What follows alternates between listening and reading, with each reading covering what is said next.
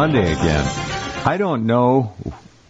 I'm running out of words to describe what's going on out there, and I think many of you feel perhaps in a similar fashion that we are unequipped. We're in uncharted waters, and we just don't know where to go with the descriptive language. But let me tell you, I just got a story now that I could use words right off the street with no problem. The $900 billion, it's almost $1 trillion, COVID-19 relief bill, the so-called stimulus bill. Are you ready? Now get ready. Will give illegal aliens checks worth $1,800, while U.S. citizens get checks for $600. Yes, I did say that. The new $900 billion coronavirus relief bill will give illegal invader aliens $1,800 checks, while you and I and other American citizens will get $600. Do you see a problem somewhere that is insoluble? It's called insanity. It's called world communism and insanity. The bipartisan, this is worse. I'm not done. The bipartisan $900 billion coronavirus aid bill is just one giant middle finger to all American taxpayers. And worse. Now, there's a punchline here. In this bill is also, get this, $500 million more for the Zionist state of Israel. Now, how does that figure into a fake pandemic relief bill for Americans? $500 million to Israel. How about we go into Washington, D.C., we round every single one of them up. We're going to get a couple good ones in there. That'll be sorted out. We put them in a FEMA camp, and we re-educate those who are communist, and we screen those who are still Americans and American patriots, and we deal with it accordingly. I can hardly believe my eyes. Hey, if you missed it, $1,800 check. Not for you, not for me, for illegal invader immigrants, aliens. How much do we get? $600. They get 3 times. Donald Jeffries is standing by, sitting by. Don, come on! It's over the top. It's gone. This is beyond insanity. Oh, absolutely. And, Jeff, we don't even know. These things are trickling out now and I hadn't heard about the $1,800, but that doesn't surprise me because it's in keeping with what our so-called representatives do all the time. This is what they do.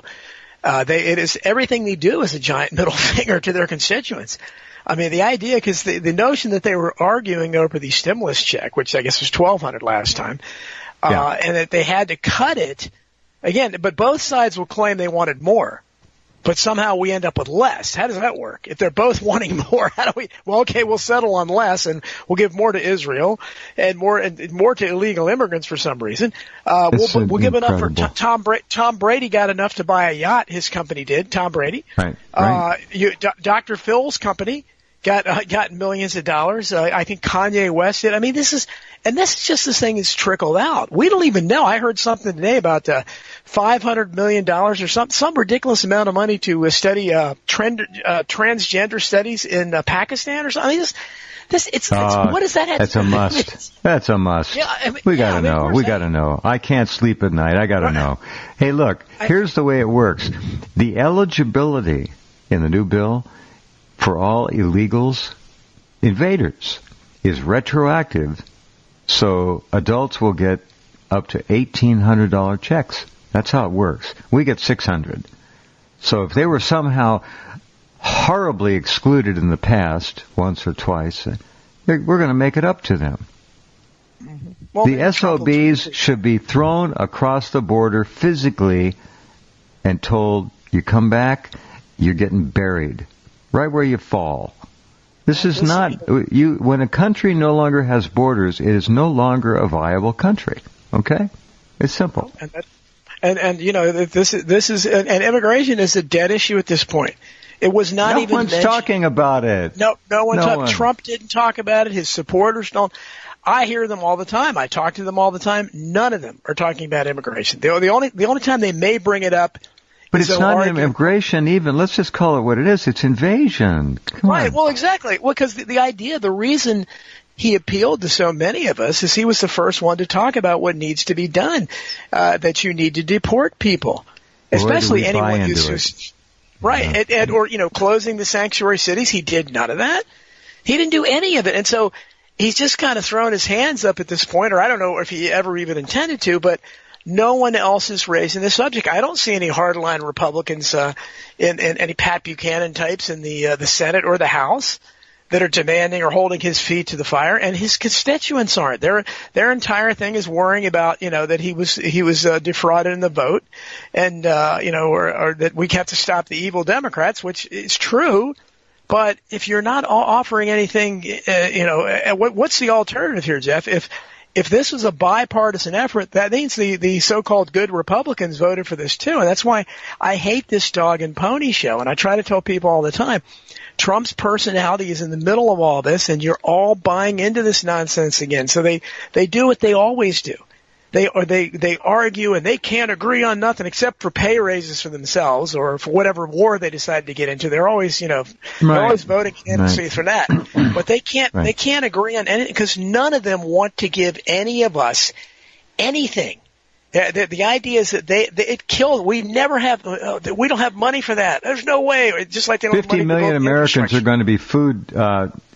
I forgot the word they used. Food stressed or something. They're getting close to starving. Food challenged. That's it. Yeah. Exactly. Okay. So, hunger let's. Challenge. Yeah. You know what else is in the bill? 135 million to Burma, 85 million to Cambodia, 130 million to Nepal, and 1.4 billion for Asia Reassurance Initiative Act, whatever the hell that is. These people in Washington, in our Congress, I don't care which house, they've all got to go. All of them. They have to. They've got to go. The only at this point, it should be obvious. The only answer is they're going to have to be physically removed. Now, of course, that's not going to happen because although just like in Orwell's 1984, he talked over and over again about the proles outnumber the party, thousands, millions to one. We outnumber the leaders millions to one. But the proles couldn't get together, and we can't get together. I'm certainly not going to lead a charge into Washington or even be involved in it because I know there's not going to be 100 people there. And that's the problem we all face is that everyone's afraid to get involved. If just a show of force of millions of people together marching at one time. Well, we just had them there, and we just had 1 million there, and again another big group. And, of course, it didn't happen because the communist press didn't report it. Right. Didn't happen. It didn't happen. So there needs to be enough where they can't deny it. They actually have to storm up and actually go inside Congress and start dragging people out and standing them up there before people and questioning them. They have a show trial like the communists did and say, what are you doing? Why did you do this? I mean, I don't know what else you can do, but you can't, because of, again, Trump has ruined any kind of independent movement forever because his personality has split the country. So you've got so many good people who don't care about voter fraud anymore. They're literally defending all this because it's against Trump. They don't care. They wouldn't care if he was assassinated. They don't care if the military took him out because they hate him so much. So they've lost their minds. Again, going back to Orwell, they're into Goldstein. They're into the 2-minute hate, although it's 24/7 hate with Trump. So you can't reason with them. So it's left to the Trump cult. And the Trump cult, it's all about Trump. They think that the only thing, well, they're trying to stop him because he's so great. And I mean, Florida did a great job, and, Texas ended up being okay. They'll count the votes okay because we won. But all these other states, that's the one and of course they're right about the other states. But the point is, they didn't do it because Trump is good. I mean, I don't know why they did it. It's so obvious. But again, this is all part of this game to divide the country up. So no matter what happens, that's a done deal. Yeah, it's a done deal. No. I mean, there's no way this country is going to get together. Forget it. It's a joke. Not going to happen. But when you can have something like these kind of stimulus, and I'll post about that kind of stuff, and I do all the time, and it's like it doesn't get as much attention as some kind of Trump stuff. If you don't put Trump into it, people really aren't interested. Because my point is, again, that as I've said over and over again, this country was founded on two great principles. One, that people everywhere have a right to consent to those who govern them. That concept was shattered forever by Abraham Lincoln after because he said no. I don't care. You don't consent anymore. It doesn't matter. I'm going to kill 1 million of you, or almost 1 million of you, to show that you can't. You have to consent. And so we lost one of the founding principles. That's really an important point you just made. The Lincoln Memorial ought to be torn down. Sorry, make it a park. Put a little bronze thing in there for the pigeons to shit on. He was a dirtbag. Read The Real Lincoln. Okay? Yes. Read that book, The Real Lincoln, by Thomas D. Lorenzo. And you will find out why I said what I just said. Yep. Don't take my word for it. Just read the book. No, and it's all out there, and it's just the way it's been interpreted. Now people lump in, including all conservatives and Republicans love him. They lump him in with the Founding Fathers when, in fact, he was the antithesis of the Founding Fathers. He hated them, especially Thomas Jefferson. He despised Thomas Jefferson, and Thomas Jefferson would have despised him. So putting them together is ridiculous.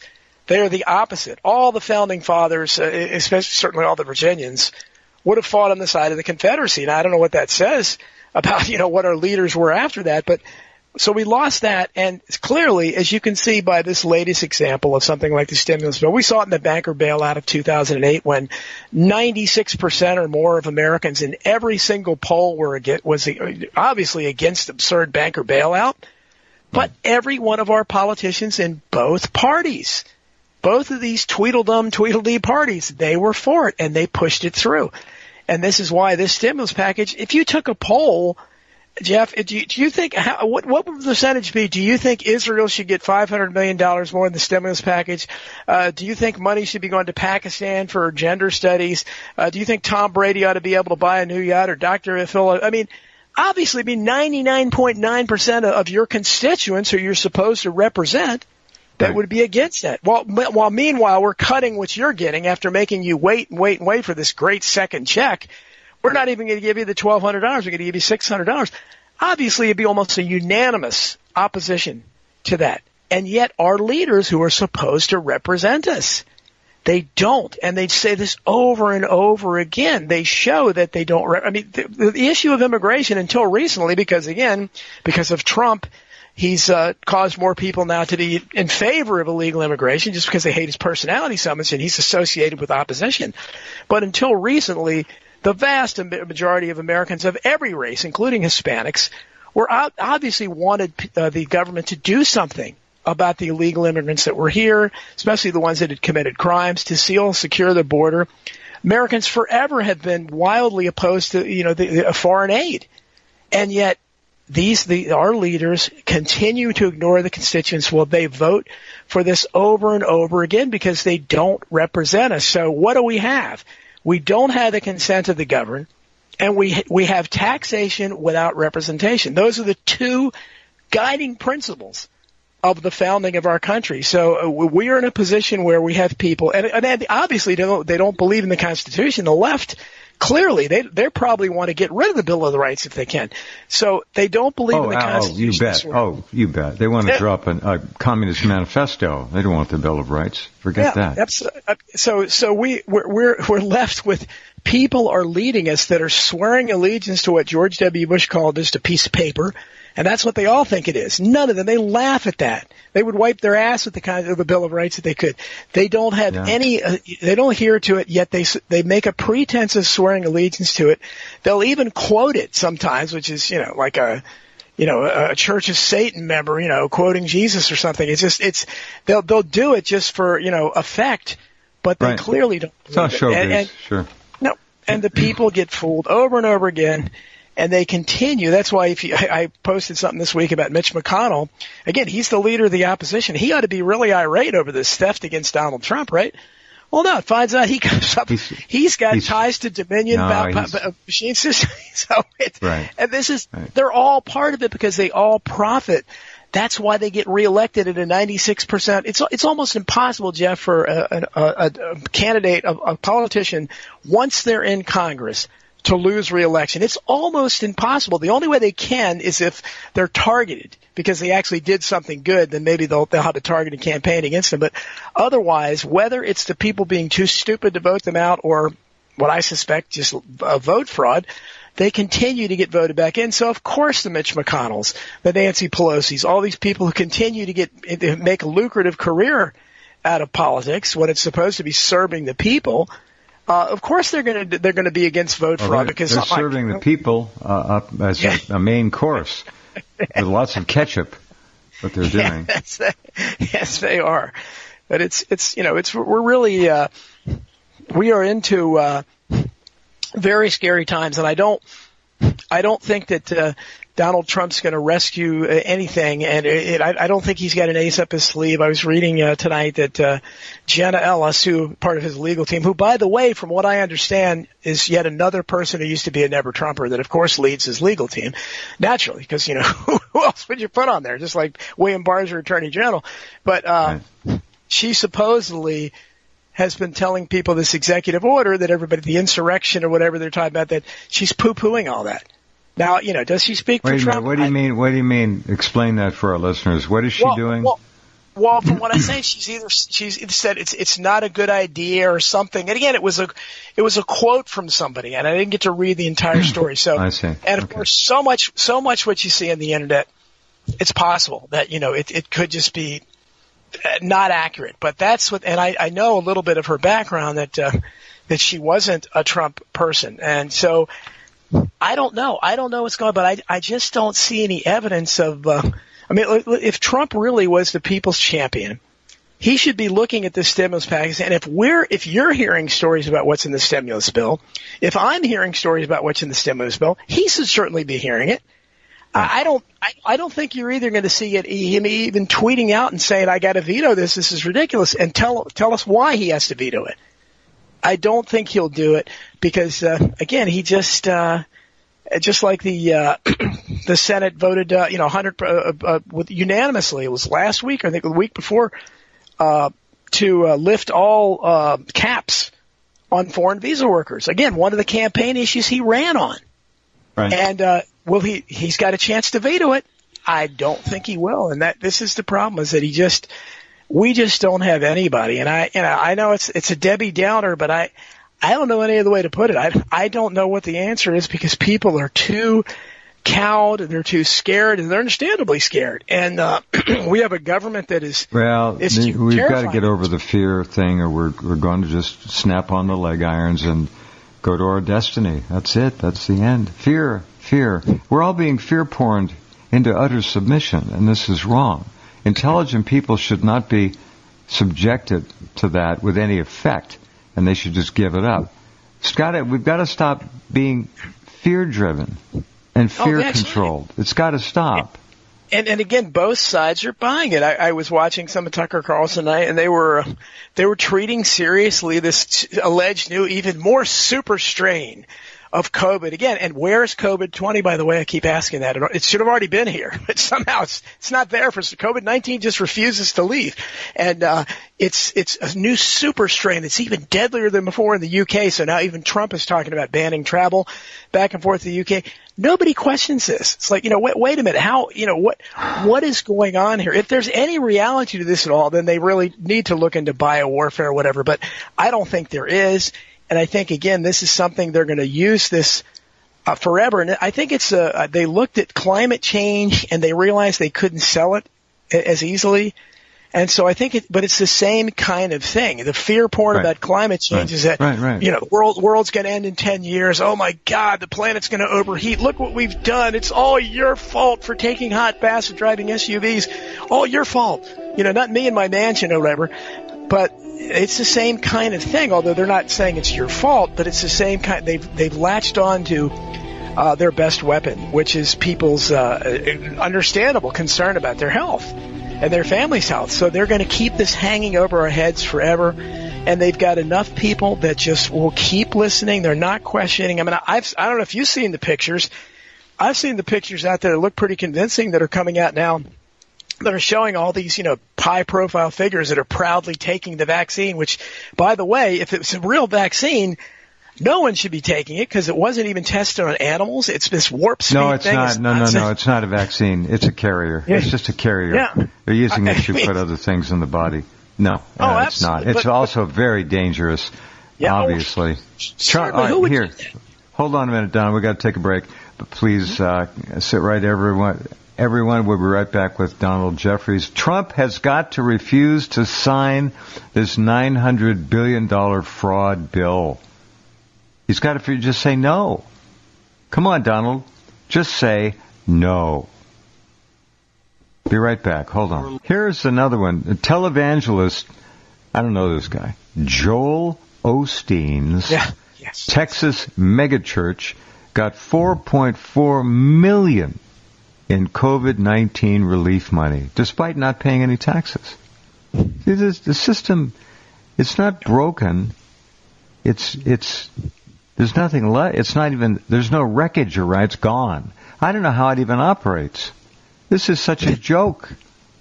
Yeah, I think he bought I believe he used at least part of it to buy a new jet too, because all good preachers, especially in a pandemic, need a new jet. Well, you get him probably fly higher, get him closer to God. Yeah. And where's the woke left? The Christian hating left. I think they would have latched onto that story. You're giving them too much credit. They're not intelligent enough. Sorry. Wow. It's 4.4 million in federal relief funds 3 years after shutting its doors on victims of flooding in Hurricane Harvey. Yes. What a guy. What a guy. Yeah. And again, that's a perfect example what I'm talking about, why the Trump cult remains strong. People want good guys. And so their faith, they believe in this guy because he's preaching, he's telling them about Jesus Christ and telling them to be saved. So he's reading from the Bible. So ostensibly they think he's a good guy. And so they want so much to believe in that. I don't understand, because to me, all televangelists, but going back to Jim and Tammy Baker, I don't know how you could possibly be more transparently insincere than they are. It's comical, well said. But somehow it fools especially elderly people who are living at home and are naive and who have great faith, and so it can't even. They stare at the TV. They stare. Yeah. They're mesmerized. Yeah. They're controlled, and they give. Simple. Yeah, and it's unbelievable and I can't think of anything more unconscionable than alleged men of God taking advantage of people like that. But apparently this is quite the industry, and it's still there. I mean, obviously it's still going strong, and when they can get these are not impressionable old people out there that gave them this. These are the taxpayers through our representatives. And again, I think if you had real representation of, we need like a giant citizen oversight committee to be, grilling all these people, because, you'd like to, because I don't think most of them, they said that about Obamacare and, all these other, the NDAA and all these things, that they're huge pieces of legislation. The representatives don't read them.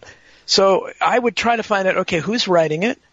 Who's actually writing these? And for instance, the stimulus bill, who put this in there?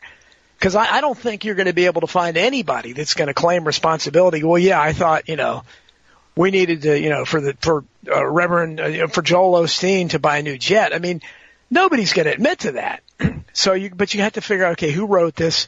Who decided? 5,000. You know how many pages in the bill? 5,593. Yeah. Right. Nobody read it.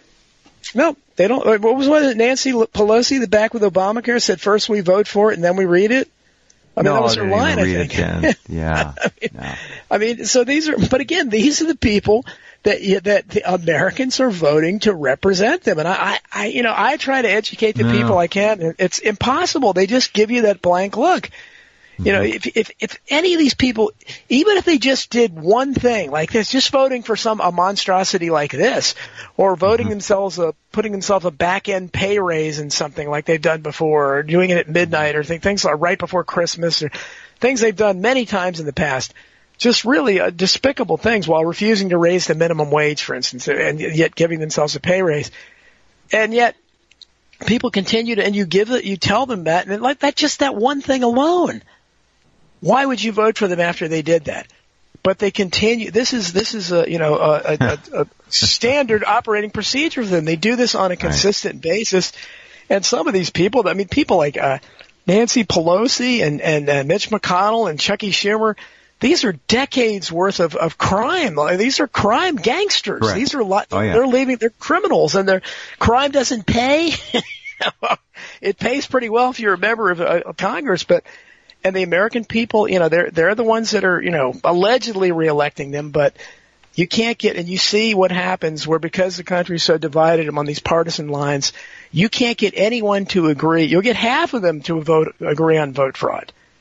For instance, if Biden had lost, you could probably get the exact opposite thing, where the people that wanted Biden, they thought it was rigged, as you do now with the people, because they only think it's rigged if their guy lost.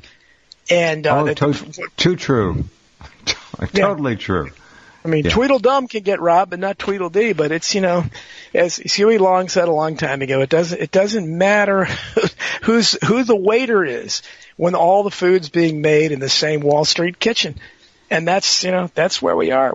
All the food's still being made in that Wall Street kitchen, and they're trotting these people out to you. And if that doesn't tell you they're not in charge, the fact that they can vote on some ridiculous monstrosity, 5,000 some pages, when, you know, they all claim they want to give the more people more, and somehow out of all this we get less, and all these absurd boondoggles that you're talking about are in there.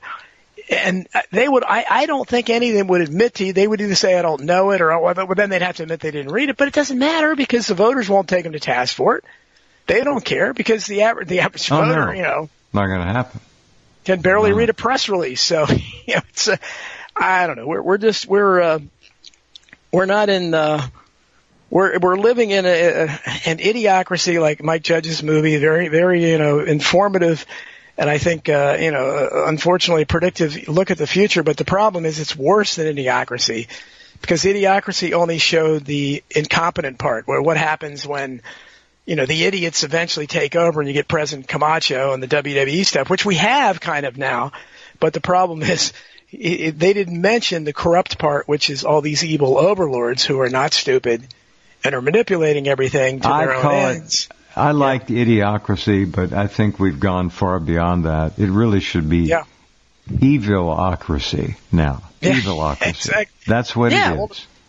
Well, it's a combination, a mismatch of corruption and incompetence, and it's horrible, because we've had the corruption forever. As all the history I write about it goes back forever. But the problem was, at least the difference was, back then, even, you know, up to maybe the 70s, maybe even the 80s to some degree, there was competence there. These people that were corrupt were still competent. That's right. And they recognize we can't have, you know, California running out of water. You know, we can't have a crisis in Flint, which, by the way, I found out today. Do you know that the energy czar that President-elect Biden, if he gets in office, is naming is a woman? It's getting a little controversy, who was embroiled in the Flint, Michigan water controversy. So he's got Captain Monsanto as the director, Department of Agriculture. He's got Pothole Pete Buttigieg to be overseeing the continued neglect of our infrastructure. So he's got it all. He put John Kerry in there anywhere. I mean, it's it will be beyond awful, because then, you know, you also have to throw in the woke element, where who knows what, you know, you'll continue to see things like these schools pressured into having I think they were talking a report I heard tonight about some very kind of small college is they wrote some huge 8-page diversity letter to parents. Diversity. What a wonderful word. Yeah. And explained there are more and more of these. I think they call them. Well, they're actually professionals. They're diversity overseers or something, but they're going to have like 12 of them to oversee, for instance, like school plays and things like that all the parts are diverse. And again, this is a small school. So like the guy was saying, well, what are 12 people? This is a pretty small student body. What are they going to be doing all the time to justify their salaries? Well, obviously they're going to have to be coming up with new allegations of, of discrimination or whatever, and not applying to the overtures of diversity or whatever. Otherwise, how are they going to justify their job? But that's, the kind of thing we see, the madness. And I think it's got an idiocracy air to it. He didn't really address it that way, but it's that kind of thing because it's at that level. This mind-boggling thing of, we have to have, it has to be a transgender playing this part in this play, that kind of nonsense. And that's a part of it too. So all these things are coming together where you have this unbelievable corruption, this kind of thug, mentality. I don't know if you heard, they're still just killing people. I mean, the hit patrols out there still, this woman, I can't forget her name, Brandy Vaughn, I think her name is, that was a big anti-vaccine expert and who came out much as the D.C. madam did years ago on Alex Jones and said, hey, look, anything happens to me, I didn't do it. I'm not going to kill myself. Hit squads, they're out. Yeah, hit squads, yeah. So she's 45 years old, found dead. We still haven't heard how she was found dead. But now they have said they think it was natural causes. Her child found her. Yeah, I mean, so 45 years old. I don't think any 45-year-old is supposed is a natural death. You look at her videos. I looked at a couple of them. Yeah. She's not. Come on. It's just. We live in it's an evilocracy. It is. I'm serious. I don't know how do we deal with this? Here we are, January 6th. Trump desperately needs the Senate. Are they going to use the same machines in Georgia again? Will it be rigged the same way? Are they going to allow actual observers this time? We don't know. We do know that Governor Kemp went to the White House Christmas party 2 nights ago. I think it was Saturday night. He went there. And Trump's been just ripping him up. And he went to the party. So I don't know what this means. Did Kemp make some deal with Trump that the election is going to be fair and don't worry? I don't know. You just can't fathom it. You can't. Yeah, I mean, again, and what happened there? Then you had that mysterious death of Kemp's daughter's boyfriend that died in the very fiery car crash there. Burned him up. Yeah. Yeah, I mean, there's these things, so it's frightening because you have at one level it's laughable because you look at the unbelievable incompetence of these people. They have this guy Swalwell. And if you've seen this guy and watch him, he's I worked with so many people like Eric Swalwell. He's so unimpressive. He's one of the epitome of what they used to say: everyone rises to the level of their own incompetence, or something like that. He's a perfect example of it. He's a perfect example of that.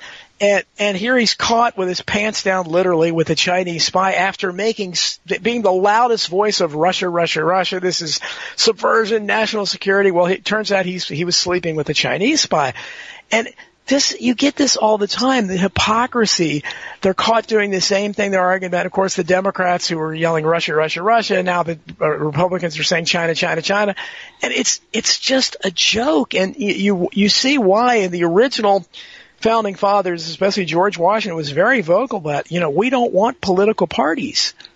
And look what has happened. I mean, our entire country is around these two stupid parties which have failed us over and over again throughout our history. Betrayed us totally. Here, Bill Barr, still hanging around, I guess, his office. I don't think maybe he's packed up. Yeah. He's gone full Bolshevik communist.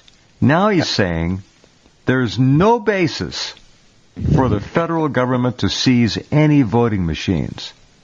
Yep. What The guy might as well just stand up and start reciting some pornographic novel. No one seems to notice. He says something this outrageous. It's and he threw in just to kind of snub all the conspiracy theorists out there. He threw in or Hunter Biden's laptop either. And it's like he's just like what? So he's basically saying I'm not going to do anything. No.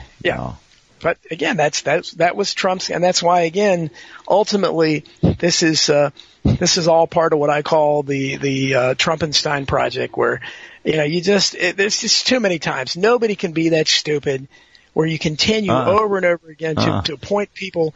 I mean, his Justice Department, that was the only hope, because you can go to like right now, the best hope to address a voter fraud would be to appoint a special counsel through the Justice Department. You'd have to move really quickly. Well, but you have a guy who is opposing what you're claiming to want to do in charge of the Justice Department. And that's why Barr never prosecuted anyone except for Roger Stone.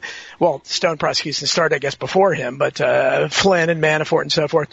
He never prosecuted anybody else. And so, and the same thing with the FBI. You've got a guy, Christopher Wray, there, who's come out on Twitter and says, "I don't care. I'm not going to resign. I don't care what you say, President Trump." He doesn't care. So that's who you would have to have investigate if the states won't cooperate.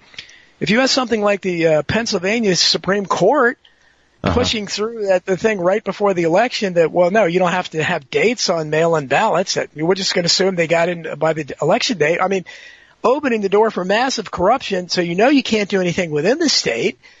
Michigan, you have the governor and the secretary. So these are tyrants, absolute tyrants that are overseeing the corruption. The only thing, that's where the federal government would come into play. If their FBI serves a purpose, it would be for something like this. And of course, while they hound how many people on drug charges and all kinds of nonsense, how many people they set up and planted evidence. I remember Frederick Whitehurst had talked about the FBI, manipulating evidence and destroying it and everything years ago. But FBI still is respected by conservatives. Well, here they are. They have a chance to do this. And because Trump has an idiot in charge, Christopher Wray, who opposes him, and yet he still sits there in charge. And again, we're supposed to think that Trump is playing 8 million degree chess. Nothing can be done.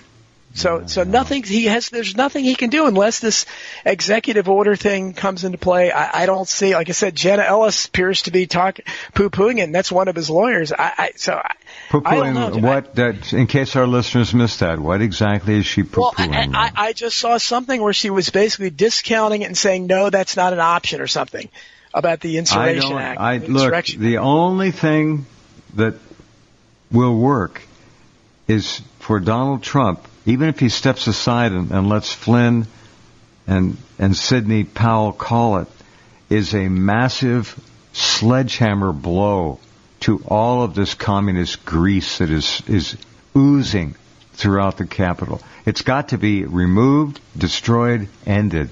It cannot be allowed to exist.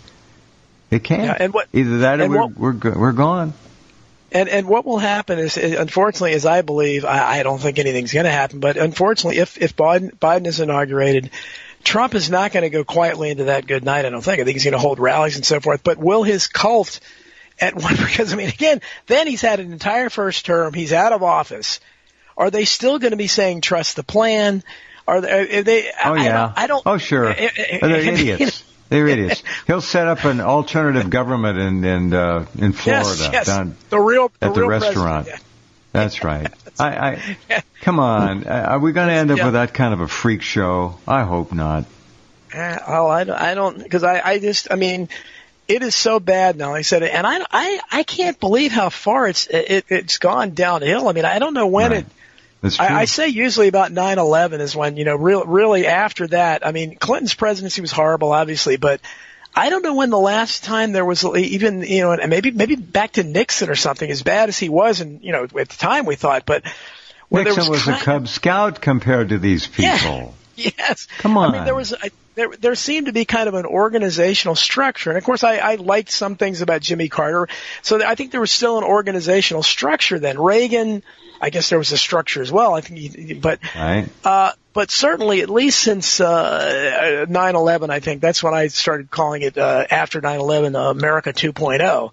I think we were completely, but now I think we're beyond America 2.0. I guess we're, again, the Great Reset and maybe America 3.0. I don't know, but we are absolutely, if nothing is done about this voter fraud, that doesn't look like there's going to be, if the people don't stand up at some point to the tyrants that are just completely destroying this country, we are just what we are, the world's wealthiest banana republic.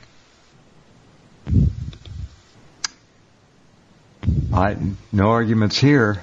We are, and it's getting worse. Well, I'm starting to think, what comes after Banana Republic? Stone Age?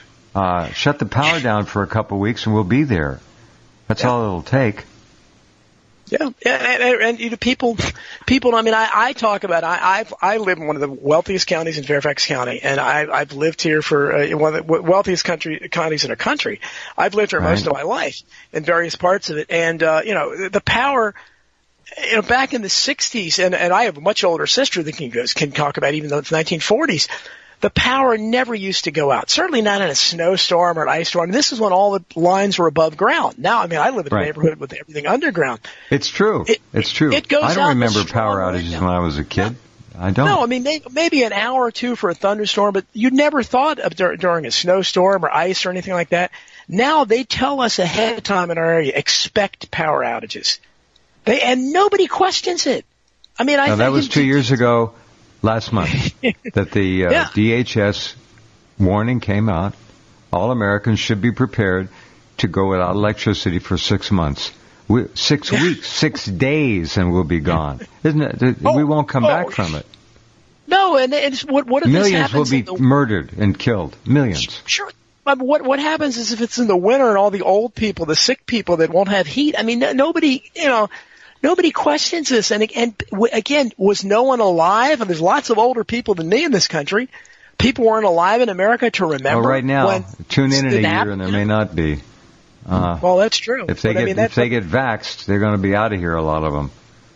No, and it's purposeful, Jeff. I remember during one of the snowstorms, I was trying to put it on social media, and of course, nobody pays attention. But I was driving around, and other people were as well, and we were seeing our power company in our area.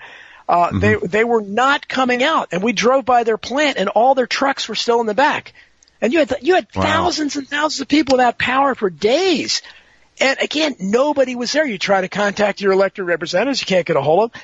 So that's why I believe in conspiracies, because how could that possibly be? The Chinese could knock the grid down in any portion of the country and just watch it go it'll turn into Blade Runner times 10.